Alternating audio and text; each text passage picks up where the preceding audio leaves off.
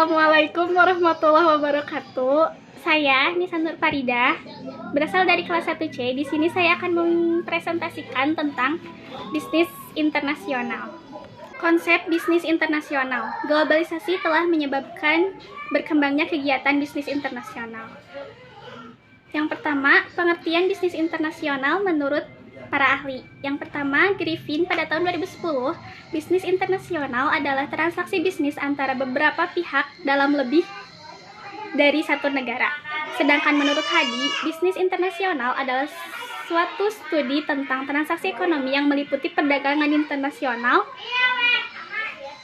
yang dilakukan oleh individu dan perusahaan atau organisasi dengan tujuan mendapatkan keuntungan dan manfaat tertentu.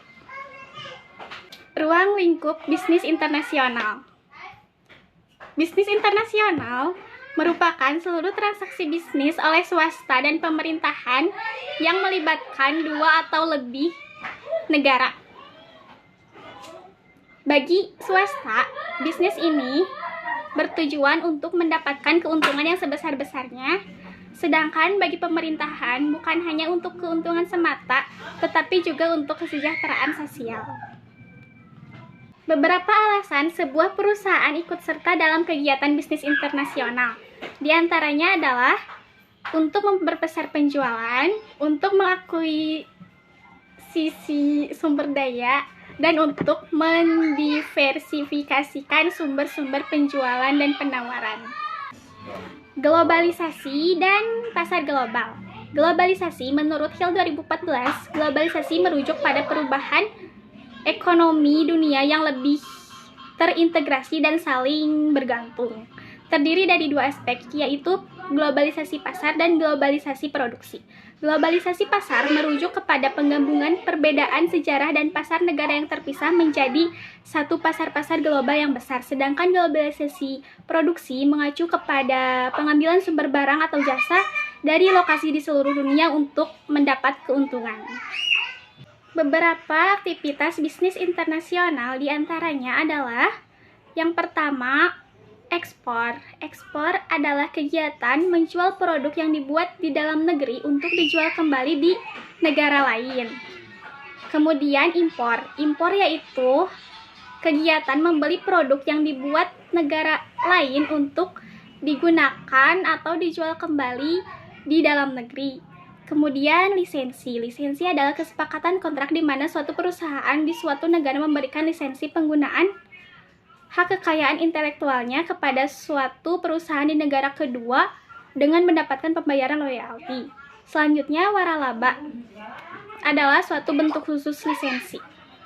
Kemudian kontrak manajemen adalah kesepakatan di mana suatu perusahaan di suatu negara setuju untuk mengoperasikan fasilitas kepada perusahaan di negara lain dengan mendapatkan imbalan yang telah disepakati. Aktivitas bisnis internasional tentunya melibatkan banyak pihak, baik itu perorangan ataupun entitas bisnis yang bisa dibilang perusahaan. Pihak yang terlibat dalam kegiatan bisnis internasional terbagi menjadi 3 kelompok. Yang pertama, kelompok eksportir, yang kedua kelompok importir, dan yang ketiga kelompok promosi. Yang pertama, kelompok eksportir, yang di dalamnya terdapat produsen, confirming house, pedagang, agen, dan trading house. Kemudian pada kelompok importir terdapat pengusaha, approved importer, importir terbatas, importir umum, dan sole agent importer. Kemudian pada kelompok promosi terdapat kantor cabang produsen, kantor perwakilan kamar dagang dan industri di dalam dan luar negeri, misi hibah perdagangan, dan badan pengembangan ekspor nasional. Kemudian ada juga pihak pendukung dalam aktivitas bisnis internasional, di antaranya Badan Usaha Transportasi, Bank Devisa, maskapai pelayaran, perusahaan asuransi, atas perdagangan di kedutaan, surveyor, dan pabean. Sekian presentasi yang dapat saya sampaikan. Mohon maaf terdapat banyak kesalahan. Terima kasih sudah menonton sampai akhir.